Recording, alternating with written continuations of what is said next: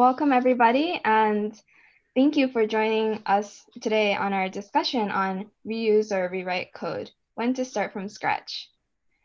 Today, a panelist of Def Method's very talented engineers will be examining the factors that you should consider when you're making a decision whether to reuse or rewrite code. My name is Kathy, and I'm the marketing lead here at Def Method. Without further ado, I will pass it on to Terrence Rose, our software engineer here at Def Method, who will be moderating this panel today.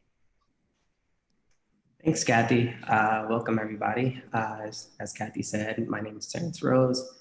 I'm a software engineer at Def Method. I've been here a little over a year, and I'll be moderating today's panel on reusing or rewriting code. And the main goal of this panel isn't to give you a strict yes or no, but more so to give you an idea of things to consider when making this decision. It could be a pretty important decision. It could cost you a lot of money. It could cost you time, hair, and happiness. So, and it's also a very situational thing. So we'll be discussing things such as working on code where the person who originally wrote it is no longer there at a company or available, or whether or not you're familiar with the stack of the legacy code. And again, feel free to write any questions that you have in the chat down below. And without further ado, I'd like to introduce our panelists. So today we have Mark, Keith, Christine, and Steve. If each one of you could just introduce yourselves, maybe name, your role at Def Method, how long you've been there, and whether you've worked on a project where you've had to reuse or rewrite code. Thanks. Hi, Mark Simpson, senior engineer at Def Method, been here for 7 years. Have many varied experience, both good and bad, both reusing and rewriting code. So. Hi, I'm Keith Perfetti. I'm also a senior developer here, and yeah, most projects we work on are reusing or rewriting code. So lots of experience. Hi everyone, I'm Christine, and I'm a software engineer at Def Method for a little over a year now. I've worked on some older projects where we've had to both reuse and rewrite code. Hi, I'm Steven Petrina, and I've worked at Def Method for 2 years. And I've worked on both scenarios, and I've worked on a pretty extensive rewrite of starting from scratch rewrite. Awesome. All right, well, let's just jump right in. So our first topic of conversation. So somebody could just answer, what's the difference between reusing and rewriting code? I'll jump in first. For me, the question is mainly about how much stuff you have already, what sort of system do you already have, and then whether you should try to add on new features to that system, or whether you should just say scrap it and create a new one from scratch. I think that's the main, for me at least, what we're talking about. Usually when I think about reuse or rewrite, I'm talking about like a whole system, not just a class or functions. Got it. And just to clarify, this is, we're talking about working with an existing code base, not starting a new project, no code. Yeah. You're just deciding whether you need to add features to an existing system, or you, for whatever reason, think you can't and must start a new system to add those new features. And what are some cost justifications for starting from scratch? I can cover some of that. So some things you might consider in terms of cost. If there's tasks that have to be manually handled where the current platform can't support automation. So let's say there is something that you have to run each day that there's no scheduler available, and you have to have a developer or user kind of manually run these things. Over time, it might pay to switch to a new system that can handle it based on the manual hours that you're putting in. Another example would be if there's a lot of different dependencies and software as a service type things that you use that you've kind of accumulated over the years that might be cheaper to bundle together in something new. That might be an instance where you move to something. And if start from scratch means, moving to a new platform, something that has features that come out of box, if it covers enough of the things that you already have and we're looking to develop, it might save you hours on development time. Plus, moving to something that's sort of a standard, it can help with training in the future so that you don't have to train people on legacy code with weird quirks, and you might be able to get going faster on something like that. Okay. Does anyone else have anything else that they want to add? No? I would like to add that, like, sometimes the existing code base is just so cumbersome to use that you might want to just start from scratch when building a new feature and maybe link it to the site or connect it somehow, just because sometimes if you have like a monolith or it was just engineered kind of strangely or over engineered, it's just easier to say, like, I'll build an API so that this can play with it. And that way I have fresh code. I don't have to deal with any of this legacy technical debt. All right, so move on. All right, so this is a three-parter. So are there specific situations where you should not start from scratch? When should you reuse code? And when is it ever good to start from scratch? I've got some opinions, so let me jump in. First, I think Keith was getting to it, that it may be sort of a false dichotomy whether you should reuse or rewrite. I think the better idea is probably go down the middle and add new things alongside, something called the Strangler Pattern, which we can discuss at length later.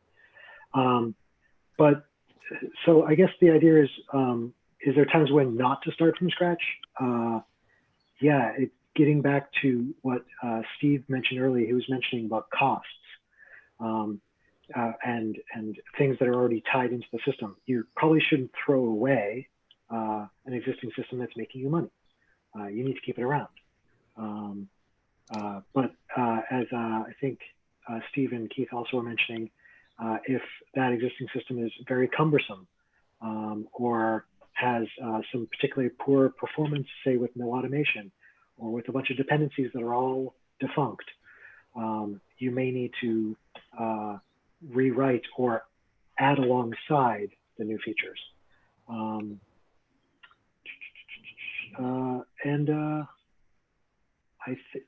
Did I answer the question, Terrence?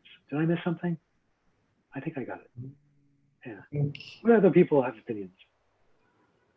I want to jump in and give like my input on that, and this is to address the situation where it might be good to start from scratch. And in my experience, if you're just starting a brand new project and you're like working on like a MVP or like a proof of concept project or prototype of some sort where you don't really have users on project yet, that might be like a good like project for you to kind of like test out a bunch of things and then figure out all the details and then throw it away and write it better this time around. Yeah, exactly. Also, I worked at a company where we had a Python app and we're migrating to Ruby because the Python app required extensive re-indexing, and the architecture was set up really interestingly, but ultimately in a way that caused it to just start to fail once it hit too large of a size. And in addition to that, their backend was running in a different proprietary software system. So they spent about 7 months rebuilding their storefront system, but also incorporating all the things that their backend needed. And by pulling away from the Python we didn't have issues of being like, oh, well, like, let's reuse this chunk of stuff. It was like, okay, no, like, let's redefine the problem, because after oftentimes people wind up with a prototype that has become their actual application. And sometimes you just got to get rid of that prototype and solve your problems from like a more holistic state.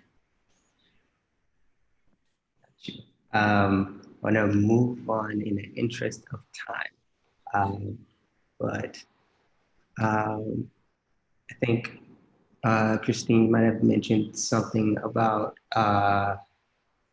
working on code that doesn't really have like a user base. So it kind of connects here. Should the decision to reuse code or start from scratch change when the application has active users or not? Yeah, so that decision is going to also kind of depend on how stable or usable the app already is. So starting from scratch is already inherently kind of risky, but if the app is already unstable, then there might be some more risk in not rewriting and starting over. So one example that I'd come across was a system where you would run a report and it would sort of do other things on that application, but if someone ran a report, the application would be completely unusable. That until that report was finished, and that could take hours sometimes. So in that case, it seems more like other users on there, and these were internal users. They were probably better off. They were probably more on board of saying, yeah, we can start over, and I really don't want to work with this kind of system. But that does bring up the questions of who the users are that are active on it, because if they're internal users, you probably have more control over it, whereas if it's external users that are kind of your customers, there's more of a risk of them moving to a different platform if you start over from scratch, if you're not building new features on something you already have, and there's kind of a lag between a new version of improvements.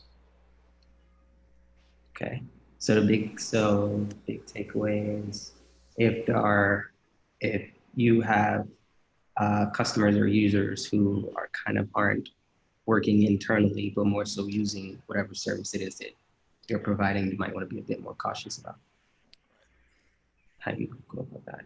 Okay.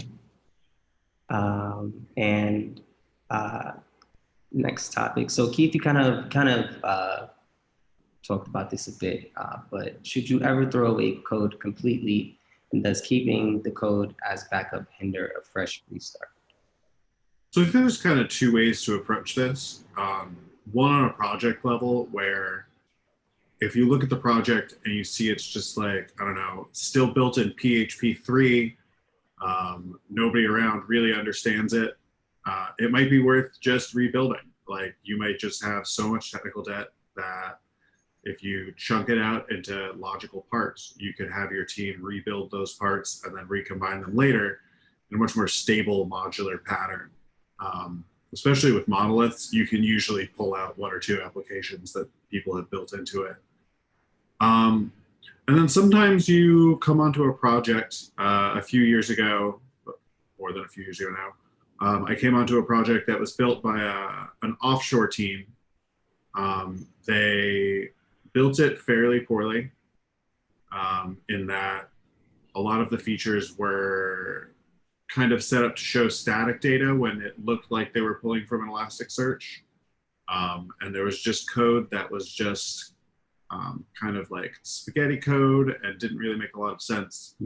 So the approach that we did there was, anytime we saw a file that was like that, we added a fire emoji to the top of it, which indicated that if anybody on the team had to work on that file, delete the file and rebuild it.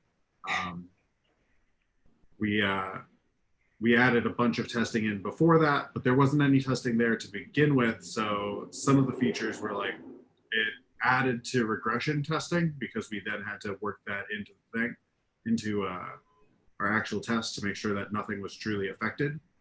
But it wound up being a lot better, because when we were working on those files, it was just like stepping around a bunch of landmines to get to the other side of the file. And sometimes it's like, okay, this will take half a day instead of just adding this function. But ultimately, when I come back to this file, I'm not going to have to worry about it. And I think the fire emoji was really helpful because it was kind of another developer saying, hey, this file doesn't look right. Like verify that working on this file is something that you actually want to do versus replacing everything that's in it. Which is nice because a lot of the time when you're working on a code base, you'll have feelings about something, but you don't necessarily know if other people in your team have those same feelings. Because there's always kind of like another people's code sort of hesitancy.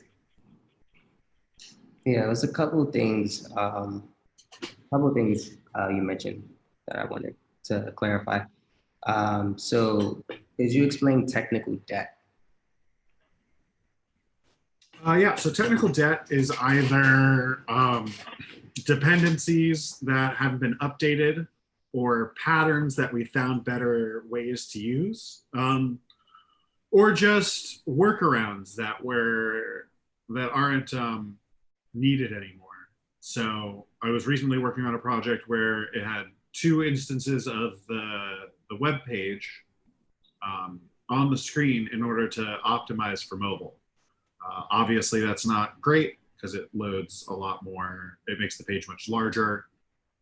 And since the mobile view was put first, that would render, then get hidden, and then it would have to draw the rest of the screen. So it wasn't an ideal approach to it. So by pulling that out, we're able to keep the app more modern and like keeping it with the newer best standards because, like everything, best standards are going to change in 5 years, and it's good to keep things updated, especially with things like dependencies, because sometimes you'll have an app running for a really long time. Some library you use might update and then have a broken dependency, and then you're like, well, we'll just ignore that. We won't update to that because we don't have time to build on it. And then all of a sudden, something else that depends on that being updated is now broken.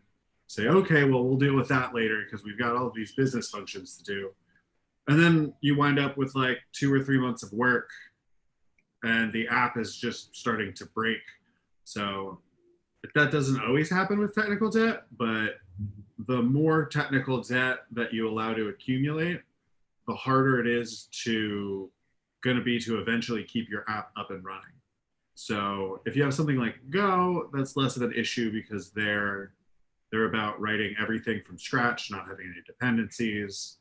But in reality, not everyone can do that. Sometimes you just have to build a site, and you have time constraints, so you can't reinvent the wheel.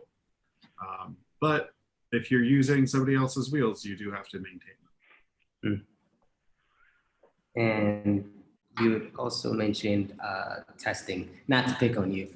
This is kind of anyone can respond to this, but.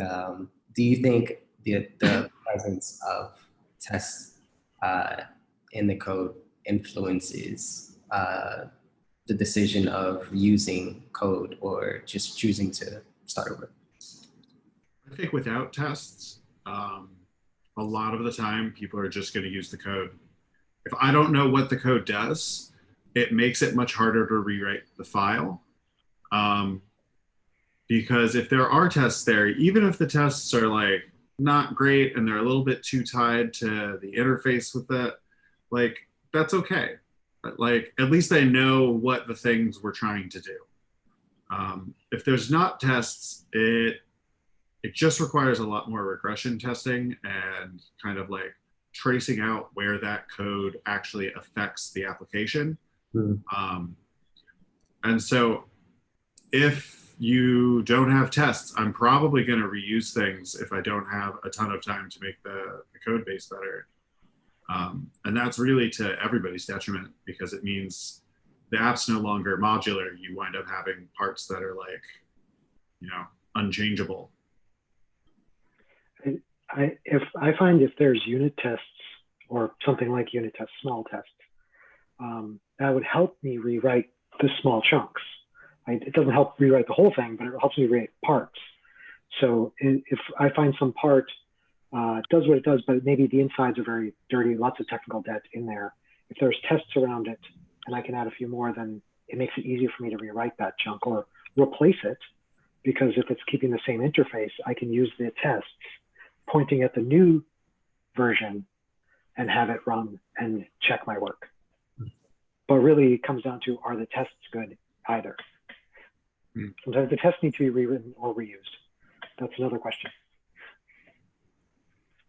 Yeah, and the tests are almost sort of a, they can, if they're really well written, they can sort of be your requirements. So in absence of those, you're really just not sure of, if you had to start over, what you're missing. So it's pretty key.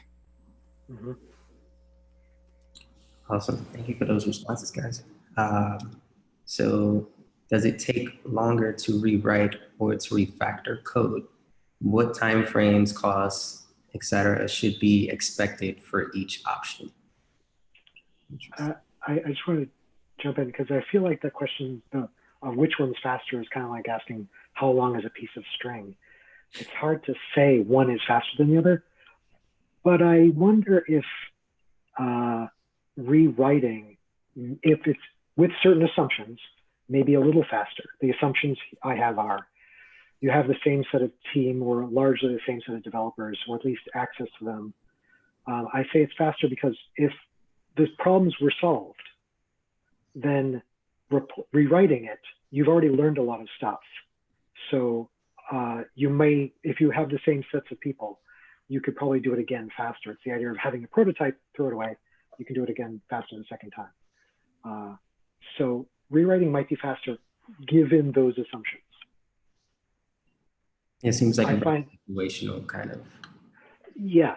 And as a contrary example, if you are rewriting, if you're replacing an existing system that is still undergoing maintenance, then your rewrite will take a lot longer than you expect because you're constantly getting behind as the old system gets updates and new features or bug fixes. Your backlog is constantly growing because you have to add all those things that were happened over there in the old system to your new system. So it's hard to gauge how long will your rewrite take if the old system is actively developed as well. Does anyone else have any input? I would say it's often, if you don't know the code base, if you don't know the problem that it's solving. So a while ago, we worked on a flood insurance app. If you don't know how flood insurance works, rewriting that might take longer just because you don't have the domain knowledge. So you might opt to refactor parts of it because you're like, okay, I don't really understand the whole thing, and like learning that whole concept might, one, be kind of useless to you because you live in a city and you never plan to really buy a house, or two, like it's not in scope. You know, you need to fix things and things need to get fixed before deadlines. So sometimes you'll opt to refactor just because the learning of the whole app is too hard, or not too hard, but too time consuming to do. Yeah, it sounds like in a situation like that, like if there's good documentation on like the entire system, that could also kind of like influence. Yes, but sometimes math is complicated. Yeah. For me, I think Keith and I are saying similar things. It's like, do we have knowledge in the team that's going to do the rewrite, either by the same developers or domain knowledge or documentation? Do we have the knowledge so that the rewrite can go smoothly? Because lots of stuff was learned the first time. So we can just start off at a higher level to start with. Yeah. Sorry, we're gonna say something. No, I just said yeah. Okay, gotcha. Could any of you talk through any experiences where you've had to rewrite or reuse code on any projects? I can take that one. I recall working on a very specific project that involved like a Chrome extension, and for that, it was a very old code base, like about 5 or so years old. And we wanted to eventually add some new features to it, and like after that to like potentially rebrand the project as well. And in order to do that, we decided that we needed to kind of like modernize the code base, like adding some updates since it was just written in pure JavaScript. We essentially wanted to add in like maybe like Webpack and like a more modern framework like React. And for that, we were given the option to either like rewrite or refactor. But in this case, like refactoring was a much better choice for us. In the end, it turns out that we were able to reuse most of the logic that was already existing. And the code was also pretty well tested, which helped with the refactoring. We were able to see like exactly what would happen if we changed this part, and we were able to do it without like breaking any of the existing functionality or impacting the existing users, of which we had quite a few. And during the whole rewrite, we were able to kind of take an incremental approach where we updated like the libraries, and then like updated the tests, and then also like updated the overall look while making sure nothing broke in the process. And I think in that situation, like given that we had the tests in place and then we already had some like pretty good like functionality to build off of, we were just, it would have been much faster for us to like just refactor it instead of like rewriting the whole thing from scratch. Does anyone else have any experiences for either like rewriting or reusing? I've got a rewrite experience that went poorly. And maybe that's why I am against rewriting. Many years ago, working on a team, portfolio management software, as we developers would do, we told our bosses we had to rewrite it all from scratch. It was too bad. We can't add anything. And we need new technology, whatever the buzzword was, I think maybe event queues. So the bosses agreed, let's do this rewrite, it'll be great. It'll be a panacea. It wasn't. We did what I think is a typical cycle of a rewrite with an active system. The active system was being used and making money. We had to bug fix it. We had to improve it. And so the other system kept getting behind. It was constantly behind. And strangely enough, switching your entire technology stack is not very cheap and easy to do. So that also added to the time factor over there. It was successfully canceled. It was probably the best choice to cancel that thing. So maybe that's why I think rewrites aren't a great idea, or the Big Bang style rewrites that this was. Yeah, similar to Mark's experience, I had to do a project rewrite for an e-commerce platform where we started from scratch. Took well over a year, and there was a lot of, the requirements gathering was very extensive. It was a very customized platform. And, it was sort of sold as a cure-all, like once we go onto this platform, like everything will be fixed. But meanwhile, the original platform was still being worked on with features, so we had to keep up and do that never-ending chase of making sure everything's up to date on the new platform as well. And then when we finally switched over, surprise, there were still bugs on the new platform. So yeah, it can, especially if there's a very long period of time that you have to wait before you actually see any kind of ROI. So it can be kind of a difficult sell in that regard. Has anyone had any positive experiences with rewriting? The times I've had is when, like I said before, there's a middle ground, and Keith had brought it up originally. You're creating new features alongside existing ones, perhaps to deprecate and remove an old feature with a new feature. But the sort of big bang, like replace everything, rewrite that Steve and I are talking about, no, not a good experience with those. I think I haven't had great experience doing total rewrites, mostly the Strangler Pattern, but I did work with Breadcrumb when they were switching from a Python-based system to a Ruby-based system, Ruby-based system, and they basically just hit a point where like their system didn't do what they wanted it to do, and it was just not designed for that.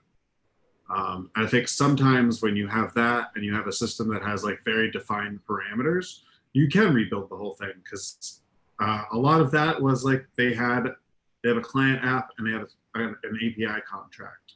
So I think once you have like really well-defined parameters for your app, it's a lot easier to say, we're going to go in and we're going to rebuild this whole thing. Because like, if you have an API contract, you know what it's supposed to be doing. And so you can like change out the guts pretty seamlessly.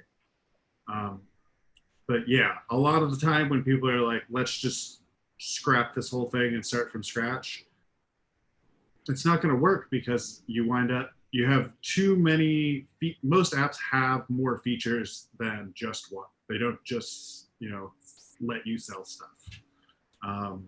So oftentimes it's better to rebuild a part of your app and then figure out ways for your parts of your app to talk to each other, because that's often faster and more portable. So at this point, you and Mark have both mentioned the Strangler Pattern. Could either of you go into explaining Strangler Pattern? You want to do it, Keith, or shall I? Sure. Yeah, you've been doing a lot of talking. So the Strangler Pattern is based on the strangler vine, which grows at the top of a tree and slowly grows down. And then after a while, when there is no tree inside of the vine is the tree. And it's very much the same for the Strangler Pattern method of replacing code, where you say, okay, this discrete unit of logic is getting pulled out. We're gonna replace it with something nicer. Maybe oftentimes this will happen with, if you're using an MVC pattern, you'll see a controller is much too heavily loaded in the action, and you'll say, I'm gonna take all of this logic and I'm gonna put it into a class over here. And then we're going to call that class to do the thing. And then I can replace the guts of that class and slowly work my way through the app and be like, okay, well, like this part is now this thing. This part is now actually this thing. And so you have the same interface in your original design, but slowly you're taking different parts of the app and replacing them with either better or just totally different things. And whether that's like a vendored service that you're now reaching out to replace like your own version of Elasticsearch or something, like it makes it more extendable. And it also, once you do that to a code base, tends to make it so that the code base becomes more easy to part out, because since you had to do that, it often makes things much more modular. Yeah, so at a slightly higher level, you might have a new page. You might replace an old page of your website with a new page from literally a different web server, because you're slowly transitioning parts over to the new stack. Or in your API layer, instead of calling the old API, your application now calls a new API, which is routed to a new backend that has all new code. Right now, it's only handling that one endpoint in a new way, but will eventually transition everybody over. Old systems can still work against the old code. New systems will work against a mix of the two until finally the old stuff is removed. Awesome. Thank you, guys. So I have a question here. So instead of refactoring or rewriting, one can replace existing features with a vendor solution. What are some considerations when making that choice? And whoever decides to take this question, could you just explain what a vendor solution is? So like a vendor solution is often software as a service. So it's software or a platform, and it can really cut a lot of time out of the development process. At Dev Method, we often use Heroku for deployments because it kind of, I want to say obfuscate, but obsoletes having a dev team. You don't have to run your own boxes. You don't have to have servers somewhere. You don't have to have somebody fiddling with it to make sure that your auto balancer is working. On the flip side, once you hit scale, you're forced into whatever they need you to pay. And pulling out of their service becomes a little bit harder, because now you've got to export all of your databases. You have to move everything over and not lose any data. And you're kind of forced into what they give you. So there's a lot of flexibility, but sometimes there's not the control that you want. and you're forced to work how they want you to work. So if you roll your own CMS that relates to the different items on your site, and you have all of these things, but it's become like a little cumbersome, or maybe you don't have the team that's working on it anymore, you might be like, okay, let's go use Salesforce. Salesforce is really extendable. They have people that can help you set it up to work however you want, so you don't have to worry about needing a team to work on this custom CMS. But on the flip side, Salesforce costs a ton of money. And it's very useful and often worth the money, but sometimes you might not want to have to say, okay, well, now everything integrates with Salesforce, because you have a bunch of apps and a bunch of things. Now everything has to report over there. It might not be as straightforward as you want either, because you might switch your Salesforce representation of the data. Now you have to figure out how your application data maps back over to your Salesforce. So by having multiple systems like that, you do cut down on the initial development time, but you're also going to say, like, okay, in the future, now we have to determine whether this is working. And like I said before, you never really want to invent the wheel. No one here is trying to build an SMTP server to send out mail. That's super annoying. But at the same time, if you decide to use a MailChimp, Mandrill, or SendGrid, if they go down, you're now completely dependent on that. So you have to come up with like a fallback strategy where if your own server went down and you had a DevOps team, you know that they can get on it and they can handle it. And you don't have to be like, well, I hope my service comes back. But then again, you're also paying for the DevOps team, and those tend to be expensive because it's not the easiest job. But then you have things like payment services. I don't know a single developer who wants to build an e-commerce platform for somebody that is then going to build ACH transfers into it and interfacing with different debit providers. I'd rather drop in something like Stripe. Because I know, okay, you're going to handle this. You're going to hold all of the information, because if I decide to store your database credentials, all of a sudden now I have an even larger cost of I have to pay these people to test my security all the time. I have to make sure that it's secure. I have to worry about getting hacked and then losing all that information. And that's super nice, because it's like, okay, that's all there. But then once again, I'm connected to Stripe. So if I need to do something that Stripe doesn't do, I've either got to find a new provider, which is it's time consuming, or I have to kind of hack around their code and make sure what I'm doing by moving that money around is legal and not costing me a ton of money. So there's like little things like that. And then, but then you have stuff like user systems or cryptography. And if you're not a cryptographer, don't write cryptography software. You can't replace it. You're writing garbage. Somebody's gonna break it. It's just, don't do it. It's really hard, and you're not good at it unless you are a cryptographer. Sorry to tell you. So when you have things like that, go with Firebase, go with Devise. You're gonna want to knock out all of that stuff, because a lot of it is pretty standard, and you're just gonna be rewriting things. Sometimes it gets a little wonky on replacing things, but like oftentimes it'll be easier to work around that than spending all of this time to build your own user system, write out callbacks for when a user's created and it sends an email, and that's all kind of nonsense. And like, you don't quite need it as much as you think you do, because you can extend a user with another class. So that's not like a great answer for whether you should use vendor services. But I would say for small things, it often gets you pretty far to use a vendored service. But you do have to consider what your audience size is going to be. And if you are using a vendored service, you might want to consider, once you get to a certain size, being like, okay, let's get a DevOps plan to where we can start taking control of our things. Because even if you're using something like Azure, you have more fine-tuned control than you do with something like Heroku. But setting up an Azure environment or like a Google Cloud Platform environment is not as easy as you want it to be. And then you have to have somebody whose job is to monitor that. So plus and minuses, if you're larger, I'd say try and build your own things a lot of the time because you're going to save money in the long run.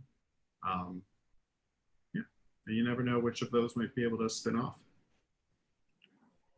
That is super thorough, and I thought it was very informative. So thank you. Before we cut to Q&A, also, please remember you can write your questions in the chat if you have any. Before we cut over to Q&A, does anyone else have anything that they want to add? I could jump in. I previously worked on a project where we were building out an MVP, and then we decided that we wanted to be like super scalable. So I think the team was trying to think ahead, and then because of that, we were like, oh, we should use AWS. It is much better like for larger projects than Heroku. And so we went with AWS. Unfortunately, we didn't have the team knowledge or the team members to kind of support that large scale decision. And in the end, it just went horribly. Like the deploys just took forever, and there were so many issues. And I think in that case, it might have been better to like go with like a smaller like decision to like use Heroku or even like do it ourselves. So I think it kind of does like depend on, as Keith said, there's so many different variables, but like just kind of like keeping in mind like the people you have, the talent, like the knowledge and talent that you have is also very important. Okay. So at the time left, I do want to switch over to Q&A and read some of the questions that we've been receiving. So let's see what we have. Okay, so let's see. Hi, I'm a full stack. I'm a full stack, don't have a team. Company.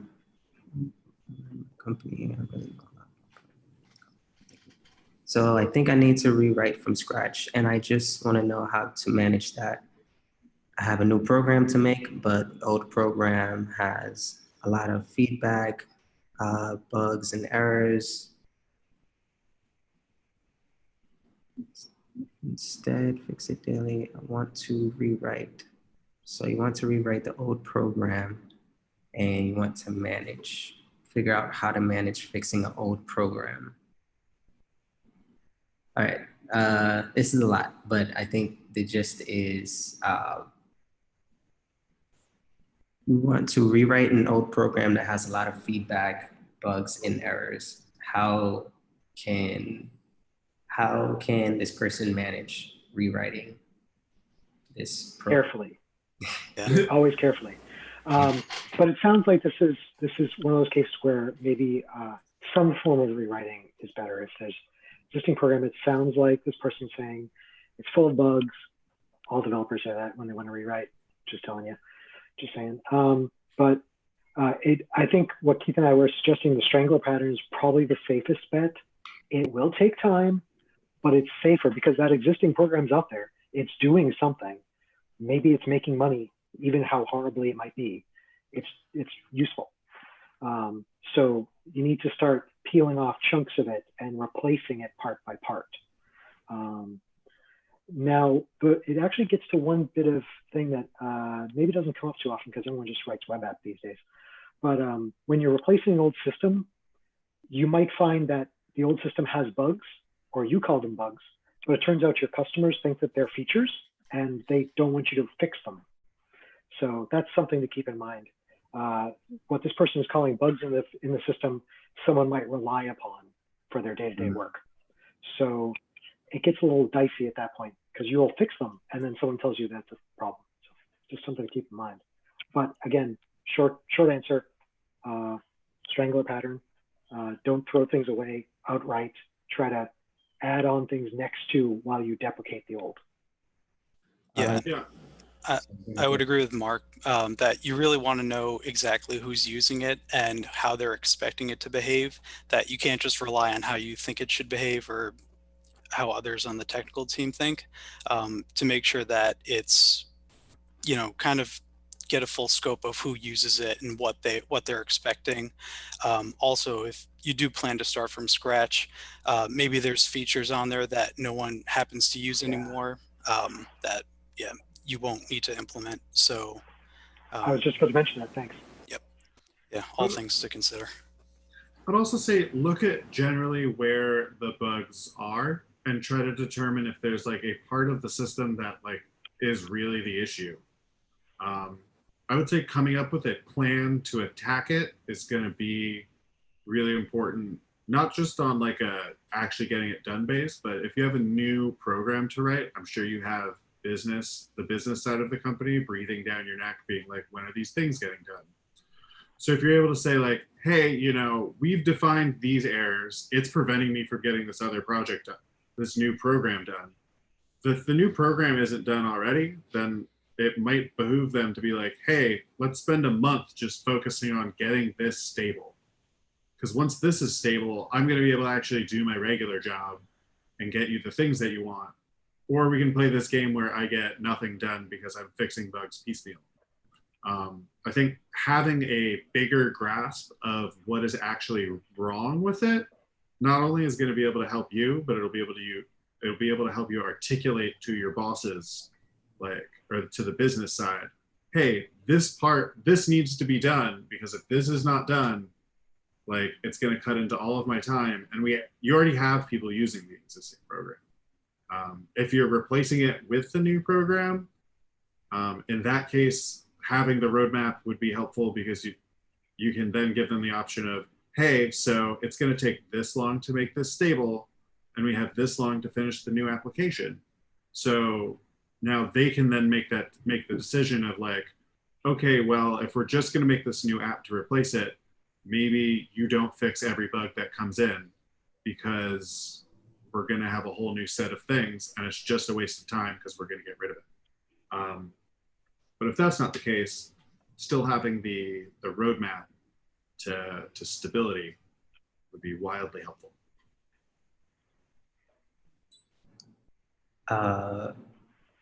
Another question, any experience combining web apps into a monolith to reduce code duplication and a number of code bases?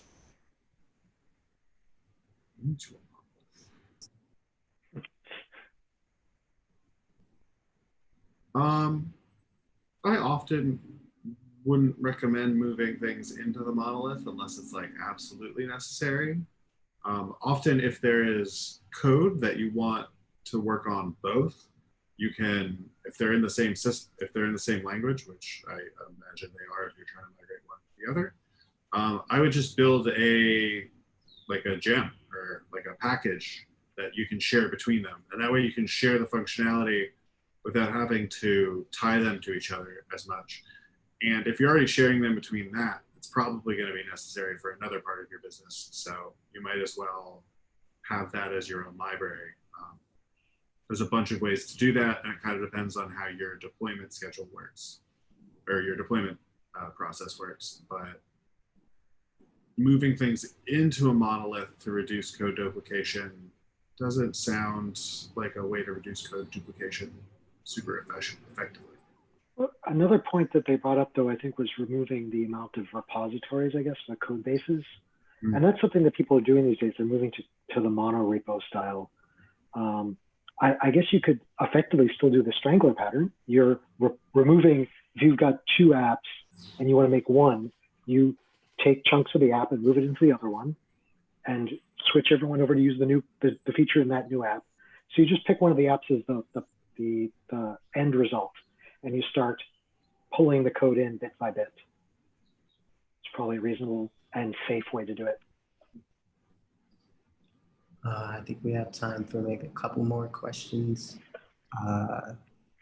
Let's see.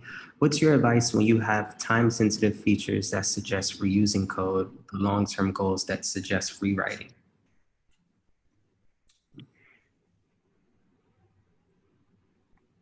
I feel like that kind of depends on how easy it is to reuse that code. I did recently come across this with an application that I'm working on that was supposed to be built, and it was going to have part of it be open source and part of it not. That was 6 years ago. It is not open source yet. And so as a result, it's running 2 programs at the same time, and dependencies are kind of really rough to work on. Because if you change a dependency on the outer app, it might conflict with something on the inner engine. We haven't quite pulled that out. But what we have done is kind of tried to pull into the code more service objects, or more trying to make the code itself have more discrete units of work. It does kind of litter the code base with like extra class files, but those tend to be a lot easier to understand.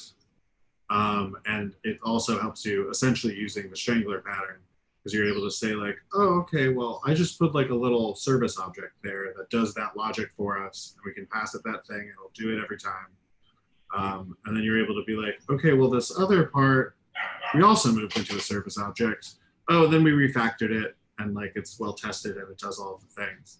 I think that might be your best approach for it, because just blowing it up is, you know, when it's time sensitive, you might not actually have the time to do that. But if you decide that parts of it now live in another place, eventually you'll be able to replace the original thing with whatever that other place, with whatever the other code you've written is. Gotcha. And sorry, before I go, does anyone have anything they want to add? All right, so this will be the last question. So rewrites can be expensive. What practices could my team be doing that can ensure that we don't have to rewrite for a longer time? Refactoring. Shall I go beyond that? Okay. It sounds like they were just asking, how do I keep from needing to rewrite my code? And by rewrite, I'm assuming they mean like chuck it and replace it. I guess keep your code clean, keep it well factored, well designed. I kind of like Kent Beck's idea of make sure the code looks like, if you add a new feature, make sure when you're done, the code looks like that feature has always been there. The design has always had space for that feature, which means you don't just sort of wedge something in the side and leave it there hanging off with duct tape. You have to refactor after it to make sure it looks like, yep, the design is always considered that to be something to exist. And if you do that, then you won't be rewriting.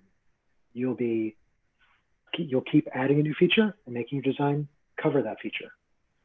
If you've got the other reasons to rewrite are things like dependencies are old, etc., then you'll replace that dependency with a different one, such as left pad gets removed from NPM. Well, just replace it with some other small library that does the thing, or write it yourself. And again, put it in, make your design look like it's always been there, and go. It's the clean code type stuff, solid principles, all that sort of stuff, to me, at least. I would also say that when you write your tests, you should be thinking about rewrites. It's really easy when you're writing your tests for there to be edge cases, and you be like, oh, and -1 does this thing in a box. And like, if you keep adding those, then when you actually go back and are trying to rewrite, or even just make the tests cleaner, it's going to be like, okay, so this is set up here in a complicated way, but that's copied here, but it's like, I guess it's slightly different. So not only should the code be clean, but you want the tests to you want to be able to have simple tests that test 1 or 2 things at a time, or at least a concept of something that should be doing. And then you also want to have it so that you have descriptions of the objects that should be put into it. If you don't have some sort of template for like, okay, this thing should be going into it, that usually will clear it up. You don't want to make too many factories because then you'll have like a factory object for each thing. But generally when it starts to get really hard to like write the test for the thing, you've written the tests too complicatedly and you might want to refactor or rewrite those tests themselves. Mm-hmm. And I think a lot of that will get caught if you have multiple people, code reviews. We all get tired at the end of the day, and it's always nice to just have a second set of eyes hop onto something and be like, hey, this thing is happening. Like, or hey, you added this is not the style that we're going for in this code base.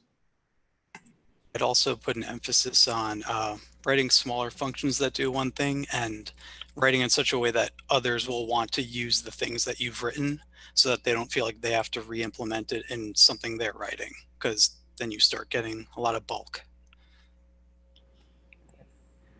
All right, well, we are at time, sorry, to kind of cut it short. I do want to thank you all for participating. Thank you, our panelists. I hope the audience found this very valuable. Hope you have a good rest of the day. Enjoy your weekend. Pass it back to you now, Kathy. Thanks, Terrence, and thank you to our panelists. Thank you so much to everyone for joining us today, and we appreciate you hanging out with us for today's event on reuse or rewrite code, when to start from scratch. And before we go, I have a couple of announcements. So we have engineering office hours and product office hours. If today was helpful, we have conversations like these at office hours, but more tailored to the specific problem or specific questions that you have about your code, and we'd love to be able to help. So if you could use our expertise, feel free to sign up for our engineering office hours. The link is in the chat, and I'll also send an email after this event with the link as well. And office hours are free. It's a 1 hour time for you to speak with one of our senior engineers. Please follow us on all of our social media. We have Twitter, LinkedIn, and Facebook, and you can stay up to date and learn of our next events that way. Or you can sign up for our newsletter, and you'll also be notified of our future events if you'd like this one. Finally, we're hiring. We have 3 open positions. We're looking for a senior UI UX designer and a senior software engineer and an HR specialist. If you or anyone you know would be a good fit, please send them our way, and I will post the links and our careers page. That's it. Thank you, everyone. We really appreciate your time today and look forward to our next panelist event in December. So be on the lookout for that event. That concludes our event for today, and we hope you all had a good time. Thank you again for joining us, and we'll see you soon. Go team.